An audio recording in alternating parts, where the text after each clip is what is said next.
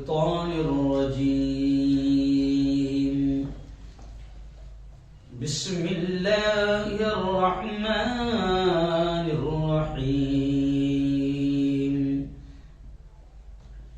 وتلك القرى أهلكناهم لما ظلموا وقال تعالى فلا تحسبن الله غافلا عما يعمل الظالمون وقال رسول الله صلى الله عليه وسلم اتقوا دعوة المظلوم فإنها تصعد إلى السماء كأنها شرارة أو كما قال عليه الصلاة والتسليم وقال رسول الله صلى الله عليه وسلم انصر أخاك ظالما أو مظلوما أو كما قال عليه الصلاة والسلام اٹھ شیر مجاہد ہوش میں آ اٹھ شیر مجاہد ہوش میں آ تعمیر خلافت پیدا کر کیوں فرقے فرقے ہوتا ہے اب ایک جماعت پیدا کر اسلام کا دم جب بھرتا ہے پھر کفر سے کیوں تو ڈرتا ہے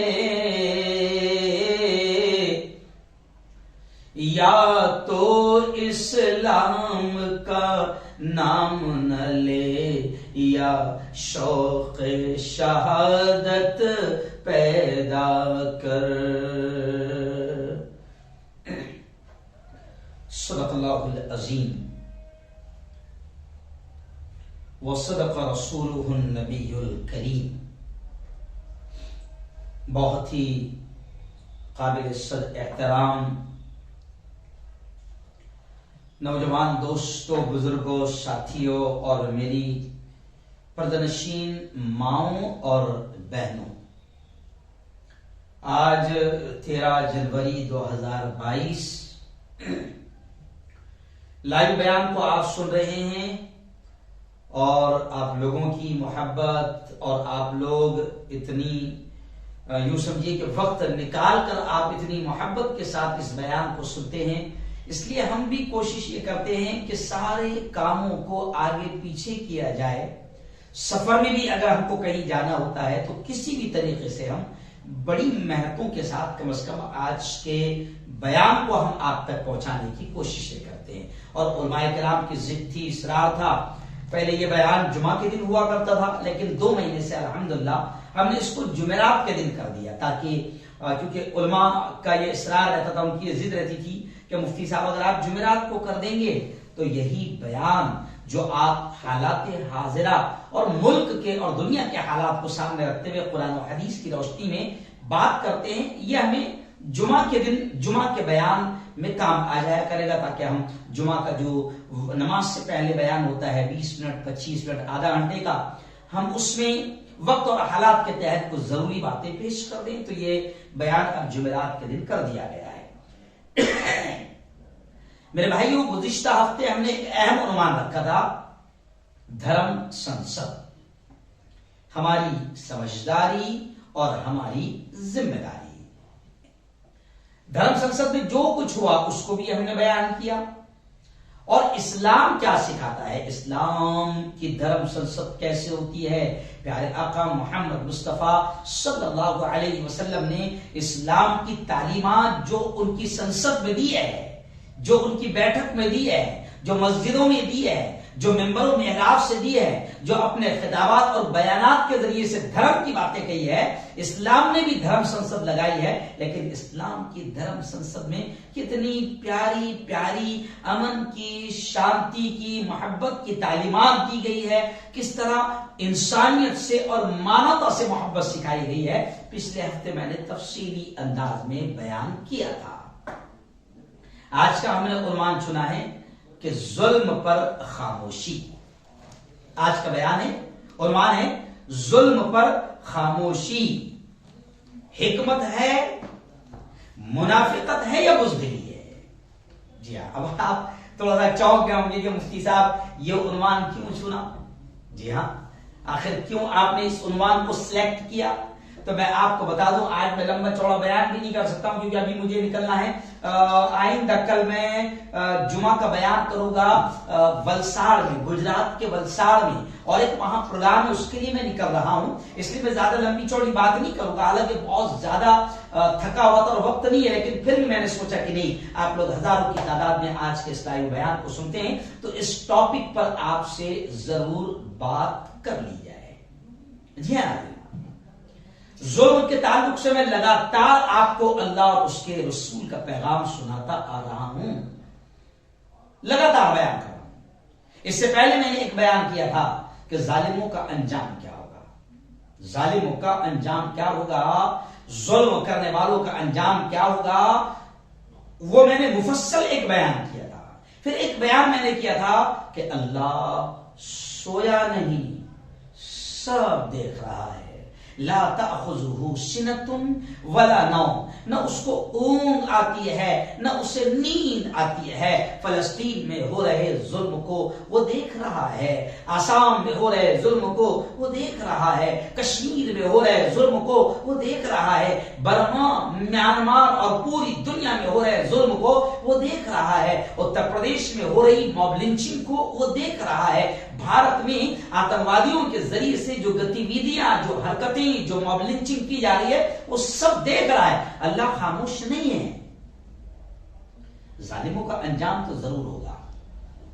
قرآن پاک نے ظلم کو روکنے کے لیے، نبی کریم صلی اللہ علیہ وسلم نے ظلم کو روکنے کے لیے بہت ساری چیزیں بتائی ہے۔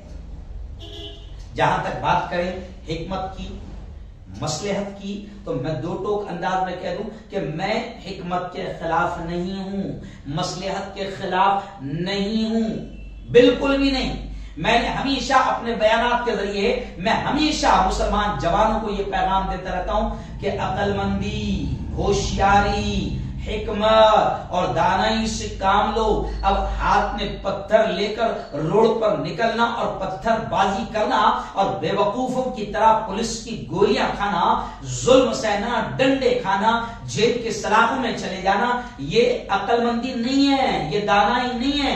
حکمت کا تقاضا یہ ہے کہ آپ وقت اور حالات کا مقابلہ ہوشیاری کے ساتھ کرو۔ جی ہاں، میں نے اس پر بھی لگاتار بیان کیا ہے، لیکن آج میں نے یہ عنوان اس لیے چنا کہ میرا ماننا ہے کہ بعض لوگ حکمت اور مصلحت کے نام پر بزدلی اختیار کر رہے ہیں۔ جی ہاں، اور بالکل صاف انداز میں کہوں گا کہ ایکچوئل میں وہ ہو گئے ہیں بزدل، اور انہیں اب بولنے کی بھی طاقت نہیں رہی، ان میں لڑنے کی طاقت نہیں رہی۔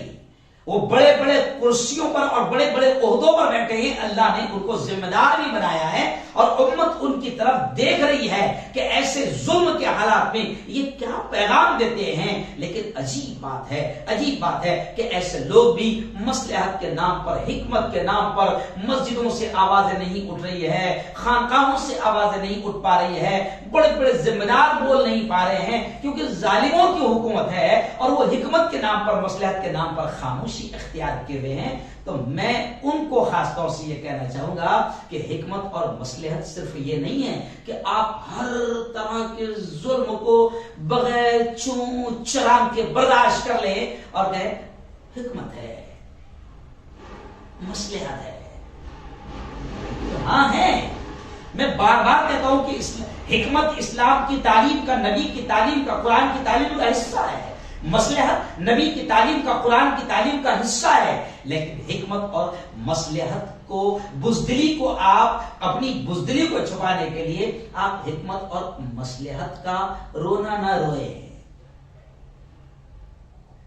ظلم کو روکنے کی بہترین تعلیم اسلام نے دی ہے. اور ظلم صرف یہ نہیں ہے کہ مسلمانوں پر ظلم ہو رہا ہے، ایمان والوں پر ظلم ہو رہا ہے تو آپ آواز اٹھاؤ، آپ ان کے لیے لڑو. ایمان والوں کو اگر ستایا جا رہا ہے تو آپ میدان میں آ جاؤ. صرف یہ نہیں، اسلام تو اتنا پیارا مذہب ہے کہ کسی انسان پر بھی اگر ظلم ہو رہا ہے، انسان تو چھوڑیے، اگر کسی جانور پر بھی ظلم کیا جا رہا ہے تو آپ اس کے حق کی لڑائی لڑیں. یہ اسلام سکھاتا ہے. پیارے آقا صلی اللہ علیہ وسلم کی تعلیمات آپ دیکھو کہ اگر مالک گھوڑے کو، اونٹ کو وقت پر کھانا چارہ نہیں دے رہا ہے، یا کام زیادہ لے رہا ہے اور اتنا کھانا نہیں دے رہا ہے، تو باقاعدہ جانوروں نے بھی آپ صلی اللہ علیہ وسلم کے پاس میں شکایتیں کی، اور آپ صلی اللہ علیہ وسلم نے جانوروں پر ہو رہے ظلم کے خلاف بھی باقاعدہ آواز اٹھائی اور ان کے مالکوں کو سمجھایا کہ اللہ کے عذاب سے ڈرو. ان بے زبانوں پر بھی اگر ظلم کرو گے تو اللہ کے یہاں تمہاری پکڑ ہو جائے گی. اسلام تو وہ پیارا مذہب ہے، اسلام تو وہ پیارا مذہب ہے جو یہ کہتا ہے کہ ایک فاحشہ عورت ہے، بدکار عورت ہے، زانیہ ہے، گناہگار عورت ہے، لیکن وہ راستے سے جا رہی ہے اور اس نے دیکھا کہ ایک کتا پیاس سے تڑپ رہا ہے، سسک رہا ہے، بلک رہا ہے، لگتا ہے کہ مارے پیاس کے اب وہ دم توڑ دے گا. تو پیارے آقا صلی اللہ علیہ وسلم کہتے ہیں کہ اس عورت نے اس پیاس سے تڑپتے ہوئے کتے کو مشقت کر کے کسی طرح پانی کنویں میں سے نکالا اور اس کو پلا دیا. پیارے آقا صلی اللہ علیہ وسلم کہہ رہے ہیں کہ تڑپتے پیاسے کتے کو پانی پلانے کی ادا پر اللہ رب العزت اس گناہگار عورت کو معاف کر دے گا. جی ہاں، تو اسلام کو جانوروں سے بھی پر اگر ظلم ہو تو برداشت نہیں کرتا ہے. آپ صلی اللہ علیہ وسلم یہ بھی بتاتے ہیں کہ ایک عورت ہے، بڑی نیک ہے، بڑی نمازی ہے، تہجد گزار ہے، لیکن ایک بلی کو اس نے قید کر کے رکھا ہے. بلی کو قید کر کے رکھا ہے، بلی کو قید کر کے رکھا ہے. آپ صلی اللہ علیہ وسلم کہتے ہیں کہ وہ نمازی ہے، سب کچھ ہے، لیکن بلی پر ظلم کرنے اور بلی کو بے قصور قید کرنے پر بھی اللہ اس کو جہنم میں ڈالے گا، نرک میں ڈالے گا. تو اسلام تو وہ ہے کہ انسان تو چھوڑو، جانوروں پر بھی اگر ظلم کیا جائے تو اسلام کہتا ہے کہ آپ ان کے لیے آواز اٹھاؤ، لڑو، ان کو ظلم سے بچاؤ. جی ہاں، پیارے آقا صلی اللہ علیہ وسلم نے کیا کہا؟ انصر اخاک ظالما او مظلوما. پیارے آقا صلی اللہ علیہ وسلم نے فرمایا کہ مدد کر تیرے بھائی کی، اگرچہ وہ ظالم ہو یا وہ مظلوم ہو. ظالم ہو تو بھی اس کی مدد کر، مظلوم ہو تو بھی اس کی مدد کر.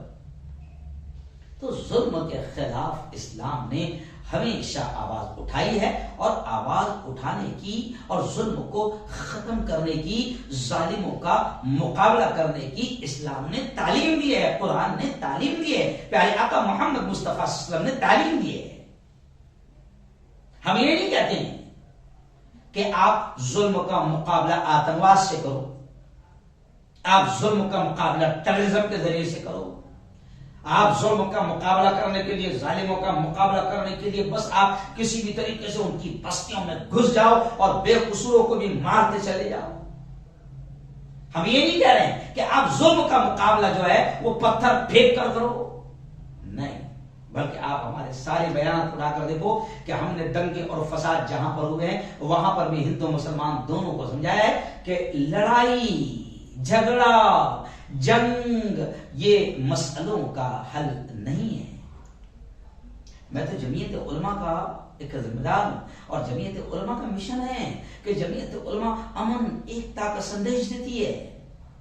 جمعیت علماء دنگے اور فساد کو روکنے کے لیے برسوں سے کام کرتی چلی آ رہی ہے، اور آج بھی 2014 کے بعد جب یہاں ملک میں نفرتیں بڑھ گئی تو 2014 کے بعد جمعیت علماء نے بھی اخوت، محبت اور ایکتا کو بڑھانے کے لیے اپنا کام اور زیادہ تیز کر دیا ہے، بڑھا دیا ہے۔ تو ہم ظلم کا مقابلہ غلط انداز میں کرنے کی تعلیم کبھی نہیں دیتے ہیں، جی ہاں، لیکن ظلم کو روکنے کے لیے آپ بس آپ یہ سوچیں کہ آپ اپنی چمڑی بچانے کے لیے، کیونکہ آج کل کیا ہے، ہر شخص اپنی چمڑی بچانے میں لگا ہوا ہے، جی ہاں، نہ علماء بول پا رہے ہیں، مسجد اور ممبر خاموش نظر آ رہے ہیں، کہیں سے کوئی آواز نہیں اٹھ رہی ہے، جبکہ ہم دیکھ رہے ہیں کہ ظلم کی ساری حدیں، اگر کہوں تو شاید غلط نہ ہوگا، ظلم کی ساری حدیں فی الحال اس وقت ہمارے پیارے ملک میں پار ہو رہی ہے، جی اگر یہ کہوں تو شاید غلط نہ ہوگا۔ جہاں مسلمان نظر آ رہا، ماحول ایسا بنا دیا گیا کہ بس اکیلا مسلمان نظر آیا، داڑھی میں ٹوپی میں نظر آیا، آپ اس کو مار دو، موب لنچنگ کر دو، اور اس پر بڑا ظلم یہ کہ حکومت کی غداری اور مکاری کہ موب لنچنگ کرنے والوں کو کہیں بھی سزا نہیں دی جا رہی ہے، جس کی وجہ سے اور آتنکوادیوں کے، ظالموں کے، بھگوا آتنکوادیوں کے اور حوصلے بڑھتے جا رہے ہیں، جی ہاں، آپ دیکھو، اور میں یہاں پر اب بات کروں گا کہ صرف مسلمان ہی نہیں بلکہ ملک میں ظلم بڑھتا جا رہا ہے، حکومت کا ظلم بڑھتا جا رہا ہے۔ آج 700 کسان شہید ہو گئے، جی ہاں، ہم نے ان کا ساتھ دینے کو ثواب نہیں سمجھا، وہ اپنے جائز مطالبات کو لے کر میدان میں اترے تھے، جمہوری طریقے سے، سنویدھانی طریقے سے اترے تھے، اور ہمارے پیارے ملک کے پیارے پیارے سنویدھان نے ہم کو جائز طریقے سے، جمہوری طریقے سے آندولن کا، احتجاج کا حق اور ادھیکار دیا ہے، لیکن ہم ان کا ساتھ کیوں دیں؟ جی ہاں، مسلمان نہیں ہے نا وہ، جبکہ کسانوں کا آندولن کسی مذہب کا آندولن نہیں تھا۔ اگر کسانوں پر بھی ظلم ہو رہا ہے تو اسلام آپ کو، ہم کو یہ سکھاتا ہے کہ آپ اور ہم ان کے شانہ بشانہ، کاندھے سے کاندھا ملا کر ان مظلوموں کا ساتھ دیں گے، جی ہاں۔ اگر کسی دلت پر ظلم ہو رہا ہے، آج آپ دیکھو ہمارے اس پیارے ملک میں کرسچن بھائیوں پر ظلم ہو رہا ہے، عیسائی بھائیوں پر ظلم ہو رہا ہے، جی ہاں، چرچ میں جا کر توڑ پھوڑ کی جا رہی ہے، بھگوا آتنکوادی جو ہے بالکل آتنکواد کا ننگا ناچ کھیل رہے ہیں، اور ان پر کوئی کارروائی نہ ہونے کی وجہ سے آج حالات ایسے ہو گئے کہ اب ان کے حوصلے اتنے بڑھ گئے ہیں کہ دھرم سنسد لگا کر باقاعدہ وہ راشٹر پتا مہاتما گاندھی کو گالیاں دے رہے ہیں، اور اسی دھرم سنسد میں ایک خاص سماج کو ڈائریکٹ قتل کر دو، مار دو، ہتھیار اٹھا لو، ان سے ویوہار نہ کرو، ان سے کاروبار نہ کرو، ان کو مارو، گاؤں کے خالی کرو، وہ ایسی ایسی باتیں کر رہے، اور حکومت کی مکاری اور غداری دیکھیں آپ کہ حکومت پوری طریقے سے خاموش نظر آ رہی ہے، جی ہاں۔ حالانکہ اصل تو یہ ہے کہ اس سے ملک تباہ ہو جائے گا، ملک تباہ ہو جائے گا۔ اس لیے مولانا ارشد بدی نے 2 دن پہلے، آپ کو میں نے کل بھی خبر بتایا کہ مولانا ارشد بدی نے، دیکھو یہ بھی ایک طریقہ ہے ظلم کا مقابلہ کرنے کا، جمہوری طریقہ۔ مولانا ارشد بدی نے سپریم کورٹ کا دروازہ کھٹکھٹایا، اور آج ان کی عرضی کو منظور کر لیا گیا، اور اتراکھنڈ میں جہاں دھرم سنسد لگی تھی، جہاں مسلمانوں کے قتل عام کی بات کی گئی تھی کہ مسلمانوں کو مارا جائے، کاٹا جائے، قتل کیا جائے، ختم کیا جائے، آج مولانا ارشد بدی نے سپریم کورٹ کا دروازہ کھٹکھٹایا اور بالکل پیارے انداز میں بات رکھی کہ اگر ان ظالموں کو، ان قاتلوں کو، ان دنگائیوں کو، ان فسادیوں کو اگر روکا نہیں گیا ظلم کرنے سے، تو پھر یاد رکھو مسئلہ صرف مسلمان کا نہیں ہے، مسئلہ ہمارے اس پیارے دیش کا، اس پیارے ملک کا ہے، کہ اگر ان آتنکوادیوں کو حکومت نے اگر مکاری نہیں چھوڑی اور ان آتنکوادیوں کو سزائیں نہ دی تو پھر یہ ملک تباہ ہو جائے گا، اور اس پیارے ملک میں ظلم کو روکنا یہ ہم سب کی اسلامی ذمہ داری بھی ہے، ایمانی ذمہ داری بھی ہے، اور ایک اچھا شہری ہونے کے ناطے اس پیارے ملک کو بچانا ظلم سے، ظالموں سے، یہ ہماری جمہوری اور سنویدھانی ذمہ داری بھی ہے، جی ہاں۔ لیکن کیا کریں، بس آج میں نے اسی لیے عنوان ہی چن لیا کہ بعض لوگ کیا کر رہے ہیں کہ پوری طریقے سے خاموش ہے، جی ہاں، اور اگر کوئی بیچارہ بولتا ہے تو اس کو بولتے نہیں کوئی فائدہ نہیں، کیا کریں گے، نہیں، اللہ کے نبی صلی اللہ علیہ وسلم نے کیا کہا؟ من رأى منکم منکرا فلیغیرہ بیدہ.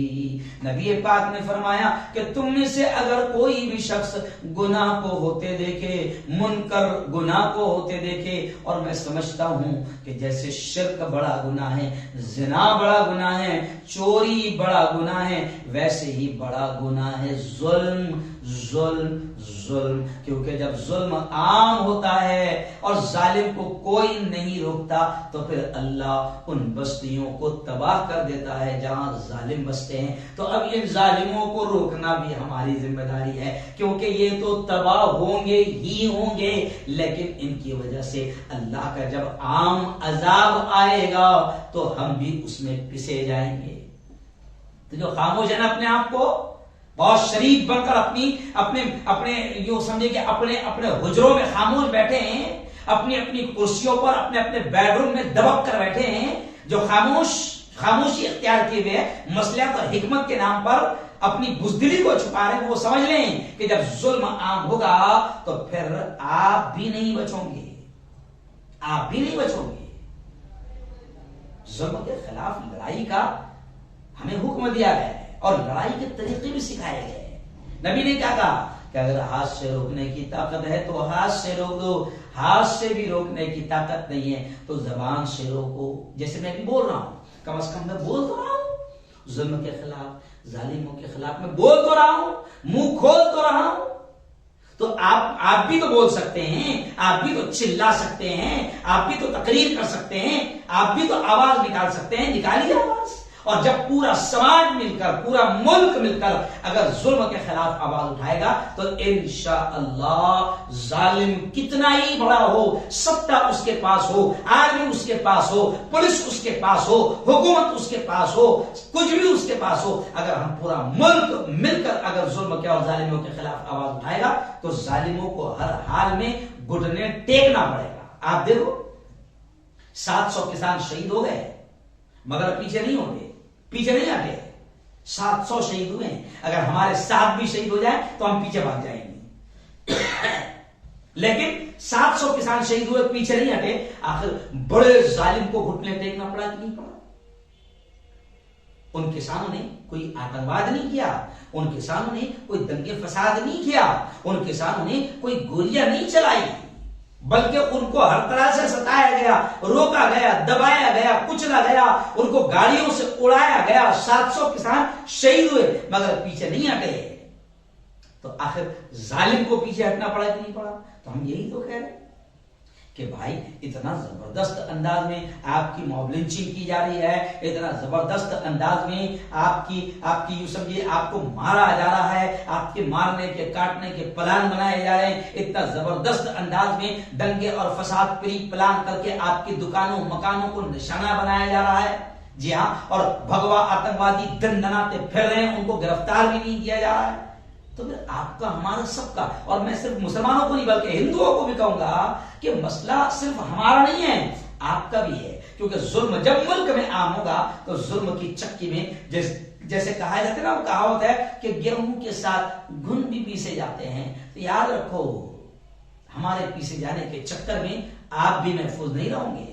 وہ جیسے راحت اندوری نے کہا نا کہ لگے گی آگ تو آئیں گے گھر کئی زد میں، یہاں پہ صرف ہمارا مکان تھوڑی ہے.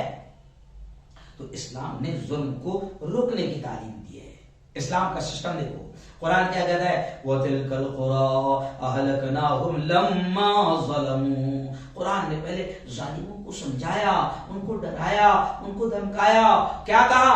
اللہ کہتا ہے وَتِلْكَ الْقُرَىٰ أَهْلَكْنَاهُمْ لَمَّا ظَلَمُوا. اللہ کہتا ہے کہ کئی بستیاں جہاں پر ظلم عام تھا، جب ظلم عام ہو گیا تو ہم نے ان بستیوں کو تباہ کر دیا.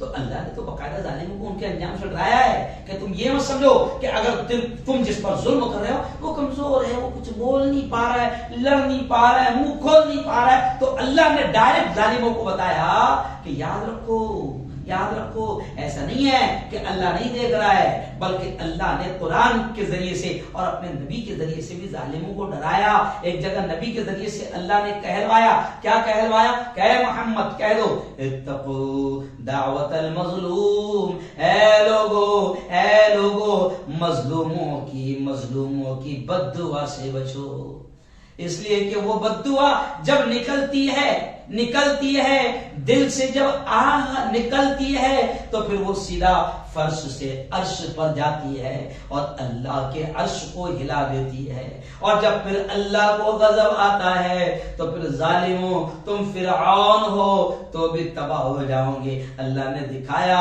کہ بڑا ظالم فرعون، اللہ نے اس کو بھی تباہ کر کے دکھایا، قارون کو بھی تباہ کر کے دکھایا، نمرود کو بھی تباہ کر کے دکھایا، شداد کو بھی تباہ کر کے دکھایا، اور بھی ایسے بڑے بڑے ظالم ہیں۔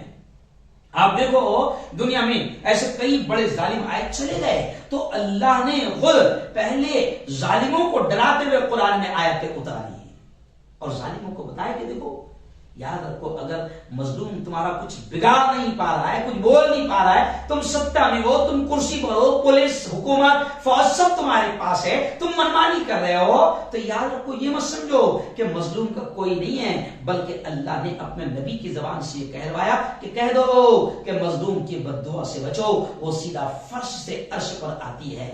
علامہ اقبال رحمۃ اللہ علیہ نے کہا کہ یعنی مظلوم کی بد دعا جب نکلتی ہے نا تو علامہ اقبال نے کہا کہ نکلتی ہے، جاتی ہے فلک پر، رحم لانے کے لیے بادلوں ہٹ جاؤ، دے دو راہ جانے کے لیے، یعنی جب بد دعا جاتی ہے نا تو اس کے بیچ میں کوئی رکاوٹ نہیں آتی ہے، سیدھا فرش سے عرش پر جاتی ہے۔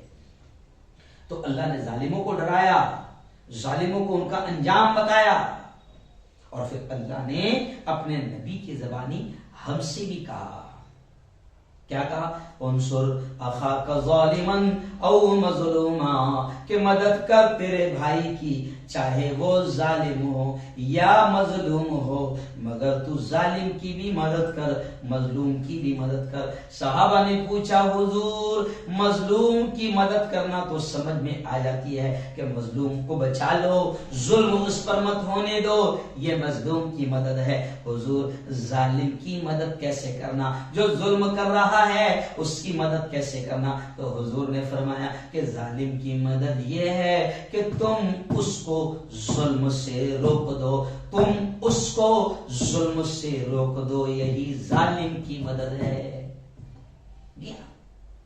تو اسلام نے جو ہے وہ سکھایا ہے کہ ہم کو ظلم کو پھیلنے نہیں دینا ہے، کیونکہ ظلم سب سے بڑا کرائم ہے۔ جہاں ظلم عام ہوگا کسی بھی لیول پر، چاہے وہ ایک گھر ہو، مثال کے طور پر وہ گھر ہو، گھر میں بہو ہے، اب بہو بیچاری یوں سمجھیے کہ جب نئی آتی ہے تو عام طور سے دماغ میں بیٹھا ہے ہوتا ہے ساس کے نندوں کے کہ یہ تو بس بہو ہے، اس کو نوکرانی کی طرح کام لینا ہے۔ ساس کے دماغ میں یہ بھرا رہتا ہے کہ بس اس کو تو دبا کر رکھنا ہے کیونکہ یہ بہو ہے، اور اس کو دبانا، اس کو کچلنا، اس کو دبا کر رکھنا یہ میرا حق ہے، میں ساس ہوں۔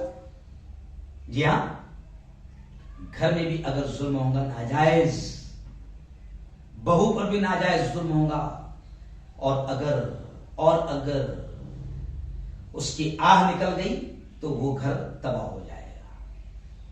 جی ہاں، میں گھر سے شروع کر رہا ہوں، پھر آپ اپنے اسٹیٹ میں آئیے۔ اگر آپ کے اسٹیٹ میں اگر کسی کی ستا ہے اور وہ شیطان یہ سمجھتا ہے کہ میرے باپ کی حکومت ہے، اور اگر وہ ظلم کرتا ہے تو اللہ نے اس کو بھی ڈائریکٹ پیغام دیا ہے کہ تجھے میں تباہ کروں گا، لیکن مظلوموں کو بھی پیغام دیا ہے کہ ہاتھ پر ہاتھ دھرے بیٹھے رہنا یہ عقل مندی نہیں ہے، بلکہ مظلوموں سے بھی کہا ہے کہ تم بھی ظالم کو روکنے کی کوشش کرو، ہے نا؟ تو اب ہم کیا کر رہے ہیں؟ ظالم کو روکنے کی کوشش نہیں کر رہے ہیں۔ آپ ملکی پیمانے پر دیکھو کہ کتنا ظلم عام ہو گیا، اتیاچار عام ہو گیا، کیوں؟ ظالم دندناتے پھر رہے ہیں۔ ابھی آپ دیکھو دھرم سنسد میں یتی نرسنگ انند جیسے ظالم قاتل اور آتنکوادی نے کھل کر مسلمانوں کو قتل کرنے کی بات کی۔ ماشاءاللہ 3 ہفتے ہو گئے ہیں، حکومت کی مکاری جی ہاں، آپ دیکھیں ان کی غداری کہ ابھی تک کہ اس کو گرفتار تک نہیں کیا گیا ہے، لیکن میں حکومت سے کہتا ہوں بہت ہو گیا، اللہ کا پیغام تم بھی سن لو، تباہ ہو جاؤ گے۔ مودی جی بڑبڑاتے رہتے ہو، بولتے رہتے ہو، بولو، منہ کھولو، بولو مودی جی تم کہ ان قاتلوں کو، ان آتنوادیوں کو، یہ بھگوا آتنوادی میرے نہیں ہیں، ایسا بولو، اور ان کو بتا دو، ان کو آتنوادیوں کو ایسا لگتا ہے کہ ہمارے ابا کی حکومت ہے۔ ان کو بتاؤ مودی جی، اگر تم سچے ہو، ملک کو بچانا چاہتے ہو مودی جی، تو تم ان کو بتاؤ کہ میں تمہارا باپ نہیں ہوں، تم آتنوادیوں کی اولاد ہو، اور میں اس قتل کی اجازت نہیں دیتا ہوں، میں اس دنگے فساد کی اجازت نہیں دیتا ہوں۔ لیکن مودی جی کیا کریں، تمہاری خاموشی ہی کچھ نہ کچھ کہہ رہی ہے، تمہاری خاموشی یہ بتا رہی ہے۔ جی ہاں، جیسے ہمارے اسلام میں کہتے ہیں نا کہ اگر دلہن سے آپ پوچھنے جاؤ، دلہن سے پوچھنے جاؤ کیا نکاح قبول ہے، نکاح قبول ہے، قبول ہے، تو دلہن اگر خاموش رہی تو ہمارے اسلام کی تعلیم میں کہا جاتا ہے کہ اس کی خاموشی بھی اس کی مرضی ہے۔ تو مودی جی ایسا لگتا ہے کہ آپ اتنا کچھ ہونے کے باوجود بھی کچھ نہیں بول رہے ہیں، تو کہیں آپ کی مرضی تو نہیں ہے؟ ہمارے دل میں تو ایسے ہی خیال آ رہا ہے، میرے علاوہ اور کروڑوں لوگوں کے دل میں یہ خیال آ رہا ہے کہ آپ کی خاموشی آپ کی مرضی ہے، اور اسی وجہ سے قاتل ظالم دندناتے پھر رہے ہیں۔ مودی جی یاد رکھو، فرعون پکڑا گیا، قارون پکڑا گیا، شداد پکڑا گیا، بڑے بڑے لتی مہاراتی تباہ ہو گئے، آپ کچھ بھی نہیں ہو مودی جی۔ میں تو چاہتا ہوں کہ آپ اچھے وزیر اعظم بنو، اور اچھے وزیر اعظم جب آپ بنیں گے، جو آپ نے جو جھوٹا نعرہ لگایا کہ سب کے ساتھ سب کے وکاس کا، تو آپ جب سب کے ساتھ رہو گے اور کسی پر بھی ظلم ہونے نہیں دو گے تو آپ اچھے وزیر اعظم بنو گے۔ اور ہماری تمنا ہے کہ آپ اچھے وزیر اعظم بنو، اور اچھے وزیر اعظم اگر آپ بن جاؤں گے تو پھر ہم کیوں چاہیں گے آپ ہٹ جائیں؟ کیوں آپ کے لیے بد دعائیں کریں گے؟ کیوں آپ کو ہرانے کی کوشش کریں گے؟ بالکل نہیں۔ لیکن اس ملک کو بچانا ہمارا فرض ہے۔ ہمیشہ آج ہمارا معاملہ یہ ہو گیا کہ ظلم اتنا عام ہو گیا کہ اب ہم مودی جی میں آپ کو بتاؤں کہ اب ہم نمازوں میں باقاعدہ ظالموں کے لیے بد دعائیں کرنے لگے کہ اللہ ان کو ہلاک کر، اللہ ان کو برباد کر۔ تو ہم نہیں چاہتے کہ ہماری بد دعا آپ کو لگے، ہم تو چاہتے ہیں کہ آپ اگر اتنے مہان پروش ہے، آپ کی سطح میں ملک اتنا مہاوکاس کو پہنچ گیا ہے، تو ہم چاہتے ہیں کہ بس آپ تھوڑا سا سدھر جائیں، اور یہ جو آتنکوادی سمجھ رہے ہیں کہ آپ کی خاموشی سے ان کو ہمت مل رہی ہے، تو آپ بھی باقاعدہ ان آتنکوادیوں کے خلاف بیان دیں، ان کو جیل کی سلاخوں میں ڈلوائیں، اور کچھ ایسے بیان دیں جس سے ملک کے دلتوں کو، ملک کے کرسچن کو، ملک کی مائنورٹی کو، ملک کے مسلمانوں کو یہ لگے کہ آپ باقاعدہ ہمارے ہیں، ابھی آپ بالکل بھی ہمارے نہیں لگتے ہیں، بالکل کھل کر کہہ رہا ہوں۔ اور میں یہ بھی بات آپ سے محبت میں کہہ رہا ہوں مودی جی، ہم نہیں چاہتے کہ آپ تباہ ہو جائیں، ہم نہیں چاہتے کہ آپ یہاں سے یوں سمجھے کہ آپ کا انجام ایسا ہو کہ لوگ مثالیں دیں، کیونکہ میں نہیں کہہ رہا ہوں، قرآن نے کہا ہے صاحب، پوتر قرآن نے کہا ہے، اللہ نے کہا، ہمارا یقین ہے کبھی بھی قرآن کی باتیں جھوٹی نہیں ہوئی ہے۔ اللہ نے یہ کہا ہے کہ وَتِلْكَ الْقُرَىٰ أَهْلَكْنَاهُمْ لَمَّا ظَلَمُوا، اللہ کہتا ہے میں نے کئی گاؤں کو، کئی بستیوں کو، کئی ملکوں کو تباہ کر دیا جب وہاں پر ظلم عام ہو گیا۔ تو اب یہاں ہمارے ملک میں ظلم عام ہو گیا مودی جی، اور اگر طاقتیں آپ کے پاس میں، اور یہ جو آتنکوادی جو ظلم کر رہے ہیں سمجھتے کہ طاقتیں ان کے پاس میں، تو میں نے وہ شعر پڑھا تھا کہ طاقتیں تمہاری ہے اور خدا ہمارا ہے، طاقتیں تمہاری ہے اور خدا ہمارا ہے، عکس پر نہ اتراؤ آئینہ ہمارا ہے۔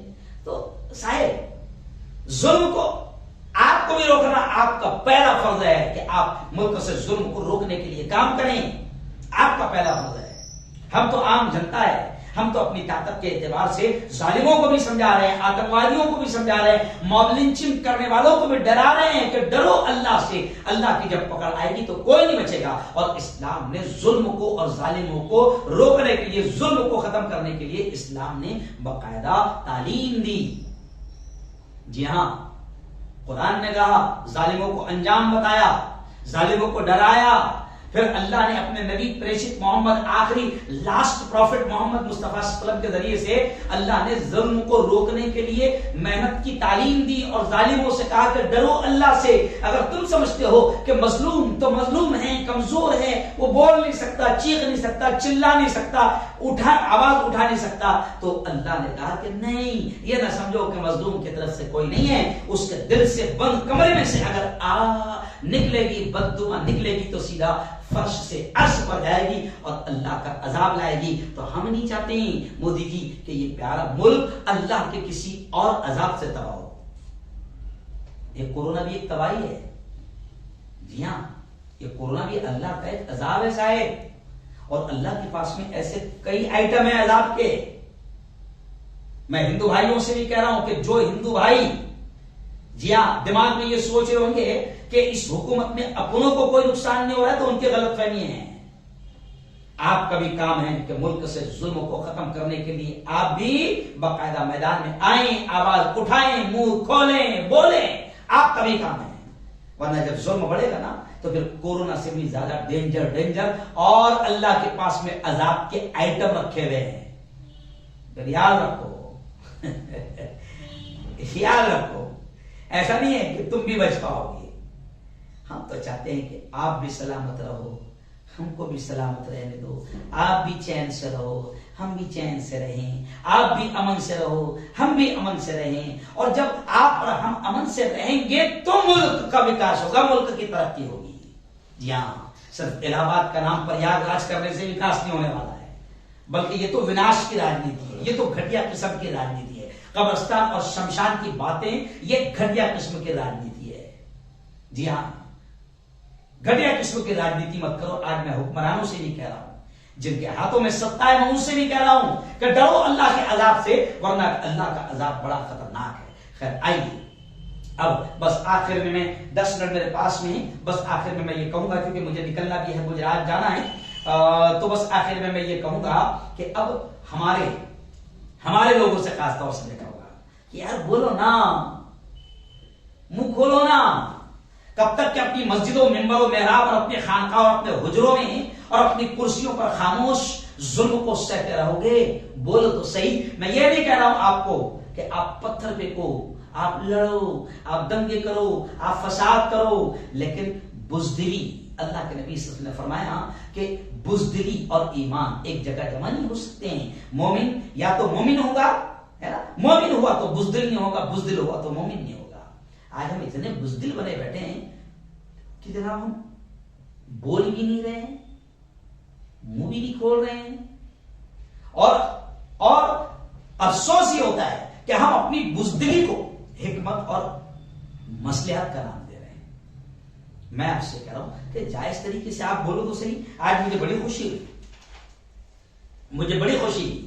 خواجہ اجمیری رحمت اللہ علیہ کے درگاہ کے جو گدی نشین ہے، سجادہ نشین ہے، سید سرور چشتی، ان کا بیان آیا.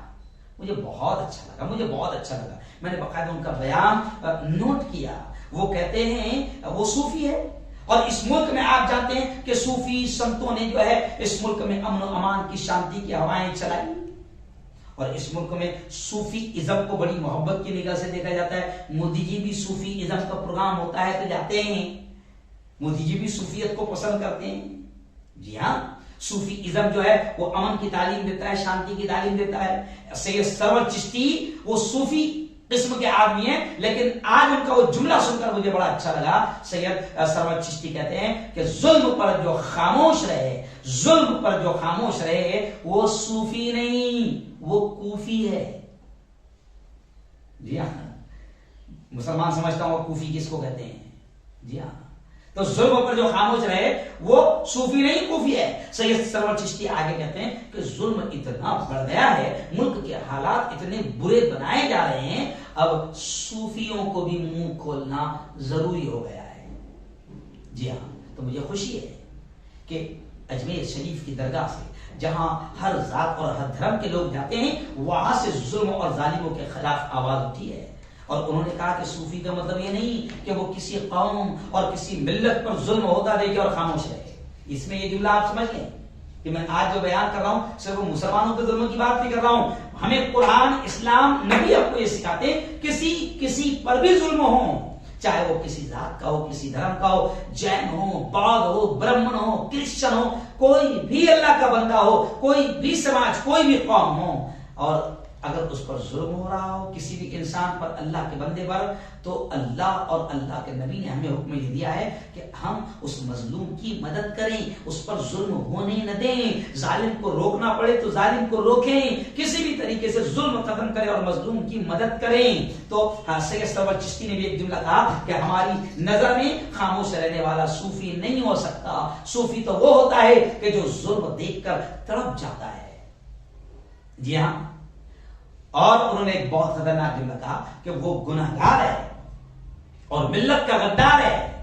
خانقاہوں اور درگاہوں سے آوازیں، وہ کہہ رہے ہیں کہ خانقاہیں اور درگاہیں کیوں خاموش ہے، ممبر مسجدوں کے ممبر کیوں خاموش ہے، کیوں یہاں سے ظلم کے خلاف آواز نہیں اٹھ رہی ہے. جی ہاں. بلکہ انہوں نے ایک اور اچھا جملہ کہا. جی ہاں. مسلمانوں سے میں کہوں گا کہ اگر ظلم ختم کرنا چاہتے ہو تو یہ سرور چشتی کا یہ جملہ یاد رکھو. انہوں نے یہ کہا کہ ممبروں سے کیوں تفریق پھیلائی جا رہی ہے.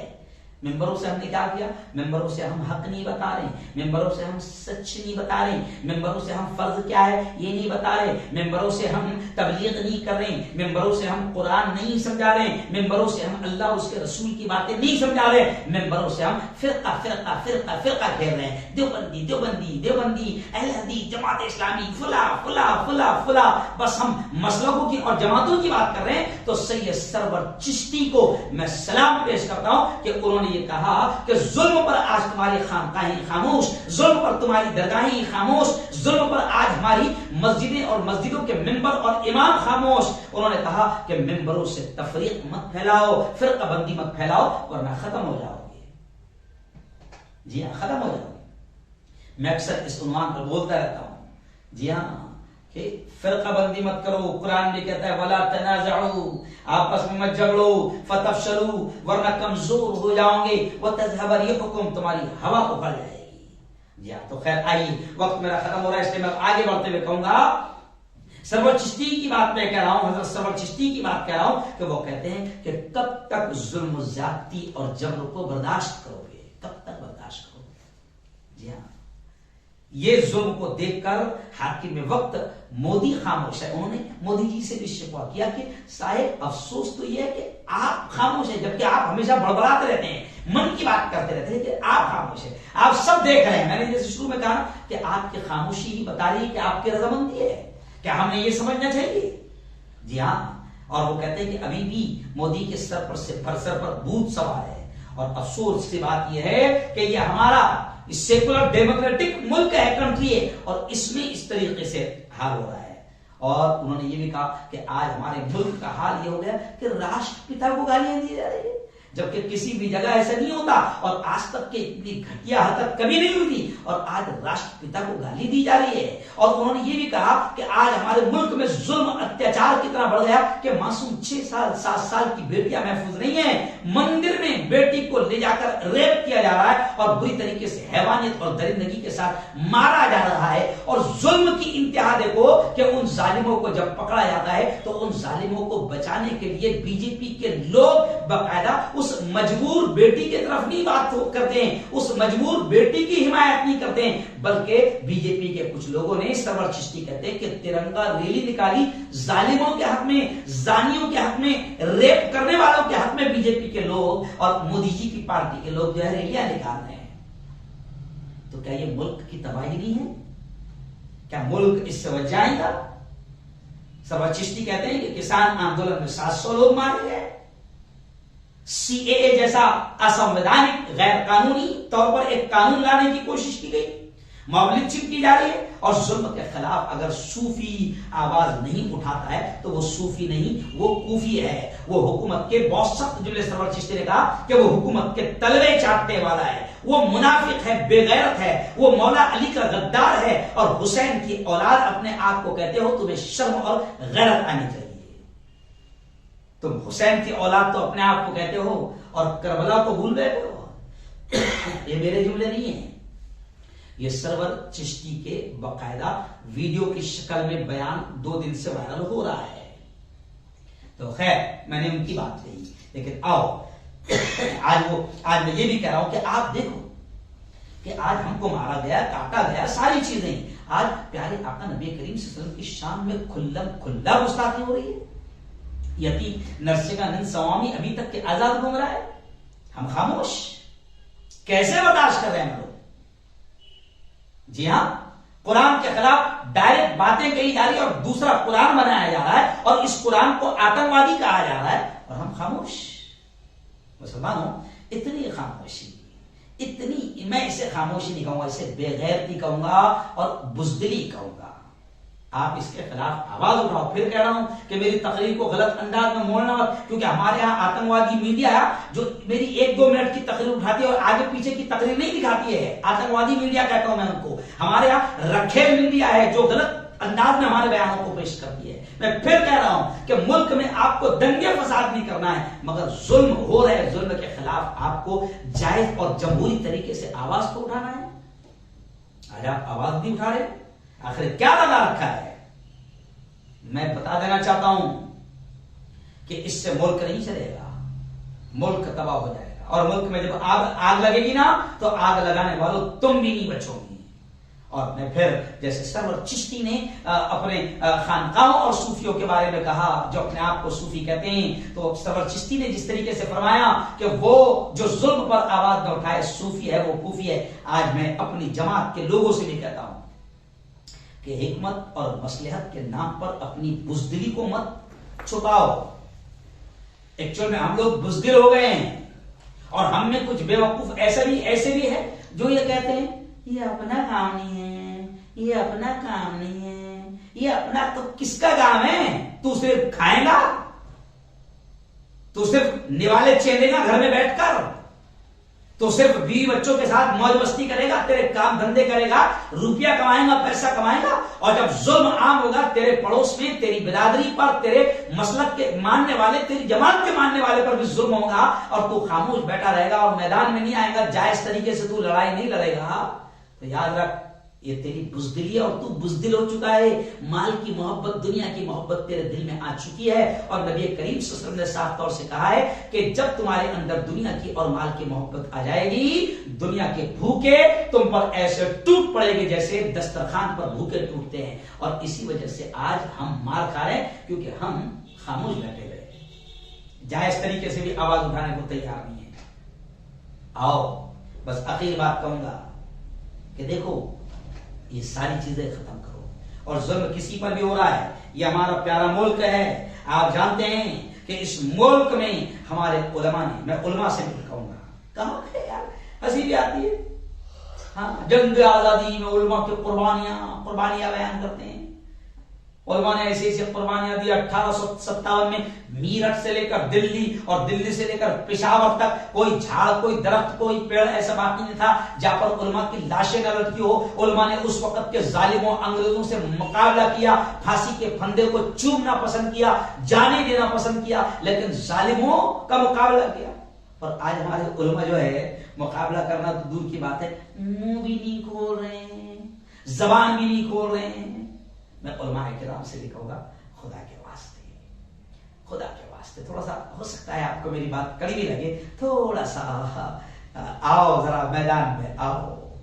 جی ہاں، اور آپ اگر آؤ گے تو پھر امت آپ کے پیچھے ہے. جی ہاں، امت آپ کے پیچھے ہے، امت آپ کی مانتی ہے. میں پھر یہ کہہ رہا ہوں کہ آپ کو ہم یہ نہیں کہہ رہے ہیں کہ آپ امت کو غلط راہ دکھاؤ، آپ ان کو دنگے فساد کی طرف لے جاؤ، آپ اینٹ کا جواب پتھر سے دینے کی بات کہو. ہم یہ نہیں کہہ رہے ہیں، مگر ہم یہ کہہ رہے ہیں کہ ہمارے ملک کے سنویدھان نے جمہوری طریقے سے جو ہم کو ادھیکار دیا ہے ظلم کے خلاف بولنے کا، آواز اٹھانے کا، منہ کھولنے کا، کم از کم اتنا تو کام کرو، اتنا تو کام کرو.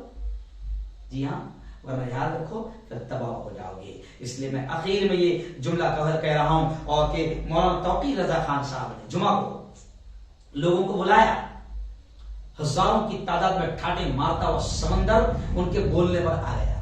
مولانا توقیر رضا خان صاحب کی بات مجھے پسند آئی. انہوں نے کہا کہ بھائی یہ بھگوا آتنکوادی کہہ رہے ہیں کہ اتنے مسلمانوں کو ہمیں قتل کرنا ہے.